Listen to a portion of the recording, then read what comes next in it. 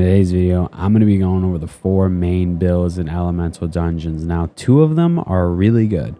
One of them is just okay, it's mid, it's just if you're feeling a little silly. And then one of them is just outright unusable, but I'm going to throw it in anyways because why not?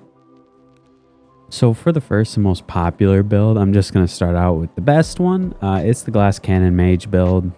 Pretty much for this, just max your elemental power out and your stats. Put on like magic boosting relics. So, you know, like the sorcerer rings and all that. And then wear an armor set that when you have all 3 of them on, it gives you extra magic damage. And for an element, just use kind of what you like because the nature of the build is just trying to maximize the elemental damage you put out. So you don't really need to have a special element. Just put on the best one you can get a hold of, really. Now you're not gonna have too much health. You're gonna find a lot of people with this build have like 800 or like 1,000 health, and they're, you know, they're like max level, but you just got to really get good at dodging, honestly, because again, you don't have much health, and like raid bosses will like one tap you. But it is kind of the meta right now, so I decided to start with that one.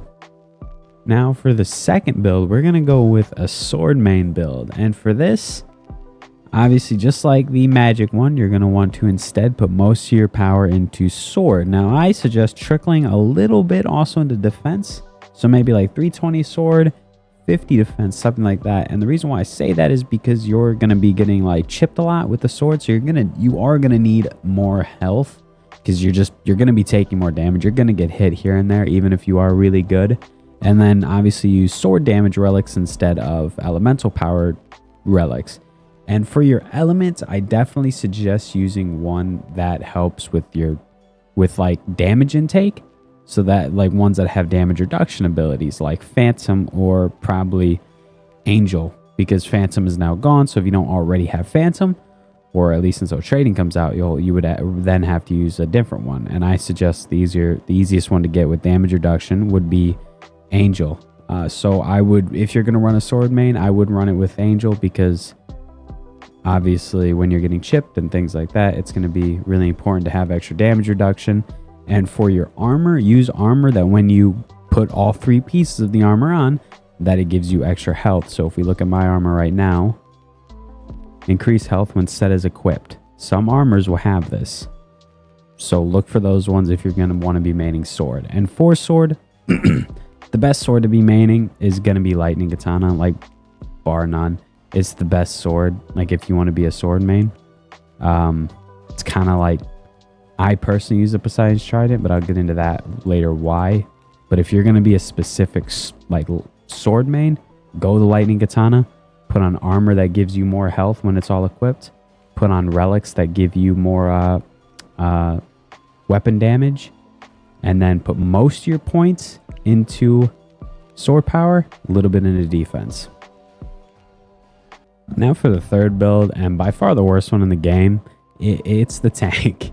If you're feeling really silly or whatever, this build probably still isn't for you, but I'm going to mention it anyways because I've actually used this as like a joke once. But you're going to want to max out your health, put all the health relics on, and upgrade your armor as much as possible. And get armor that increases when it's stacked, you know. And lastly, I'm going to say use the Angel element for this one, because this element, while also allowing you to tank with the damage reduction, it's going to let you lay out heals as well.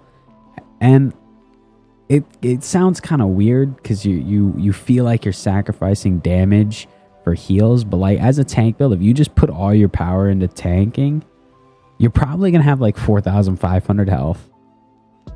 You're not going to be able to do any damage anyway, so you might as well just lean into the healing aspect as well as being able to tank.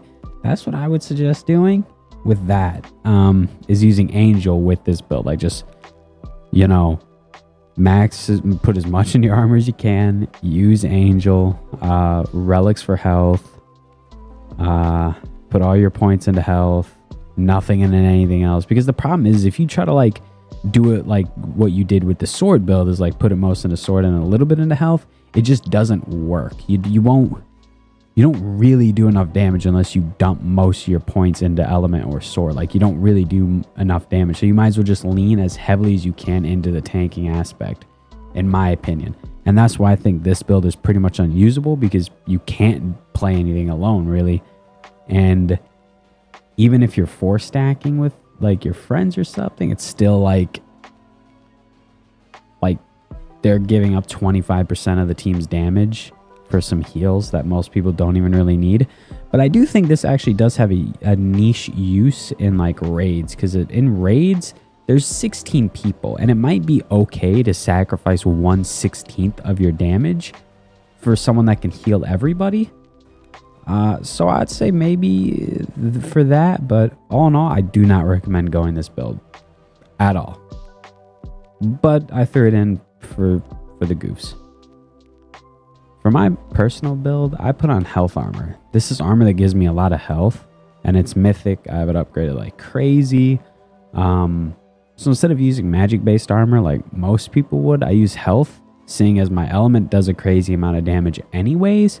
Then I put all my points into element and 2 relics that buff my magic on top of that. But my phantom ability also has damage reduction anyways, so this makes my build very survivable while also dealing a crazy amount of damage. I kind of like tried to balance it a little bit while still leaning way more into the damage aspect, but I have a solid amount of health as well, because I noticed in the higher dungeons you could just get 1 tap if you don't have enough health, and that sucks. And I think earlier I mentioned that I personally use the trident. Now, I personally use the trident because with the trident, like, you can get way more movement. So like if you're running like this, if you're just like dashing around, you can use the trident's ability to pull you like I just did right there. So you can use its ability in a way that like gives you extra movement. Like if you're just dashing or doing things like this, you can use it in that way. So that's why I use trident, because I figured since my sword doesn't do any actual damage, I might as well use the only sword that gives me extra movement, which is this right here. So that's why I personally use the trident, and why, in my opinion, it's the best sword in the game. But I mean, that's very debatable. Now, right now, if you play the game any, you probably know it's very much geared towards elements. So everybody's just going to be maxing out their element power and just dodging as much as possible. So in this meta, obviously the glass cannon build, and I think like more people should be using the trident, because the movement it's really good. It helps a lot in my opinion. But to recap, the 3 builds are going to be the first one, the elemental build. That's where you just put everything pretty much straight into elemental power and use magic armor, and your health and everything else is kind of an afterthought. The second one is the sword build, which you kind of want to put most of it into sword, using an element with good damage reduction, and then maybe trickle a little bit into health, just to add a little bit more, because you will get chipped a lot. The third one, and by far the best one, or not the best one, the worst one, the tank build. For this one, just don't use it. And for my build, it's kind of like trying to get a little bit more health out of the elemental build, so I'm not getting 1-tapped. So using pretty much just the mage build, but swapping the armor out, like the magic armor out with health armor to give myself that little buff, and then using an element that just already has a lot of survivability alongside the trident. That's personally what I do. But I mean, I think that's about all. I hope the meta does change, because the whole like swords are completely useless right now, and tanking just doesn't really exist. It's kind of, it makes it feel a little one-dimensional at times. But those are my builds. If you like the video, consider commenting what you use. If maybe I missed a build, maybe you come up with one. If so, comment that. But thanks for watching. Yeah, see ya.